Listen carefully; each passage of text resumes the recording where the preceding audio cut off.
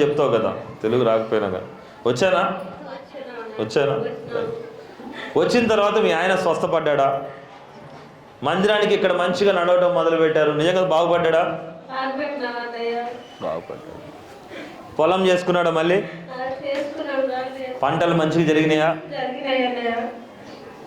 తర్వాత ఏం పెట్టింది? ఇదే భర్త కోసం హాస్పిటల్లో అమ్మ, అవునా? పెట్టింది. పొలం అమ్మేసుకునే పరిస్థితి వచ్చింది, పంట అమ్ముకునే పరిస్థితి వచ్చింది, ఉన్న ఎడ్లు అమ్ముకునే పరిస్థితి వచ్చింది, ఇల్లు కూడా అమ్ముకునే పరిస్థితి వచ్చింది, అప్పుల పాలైంది. అక్కడి నుంచి దేవుడు 1 సంవత్సరంలోనే అన్నింటిలో నిన్ను గెటెన్ చేసుకుంటూ వచ్చాడు కదా. మర్చిపోవటం న్యాయమేనా?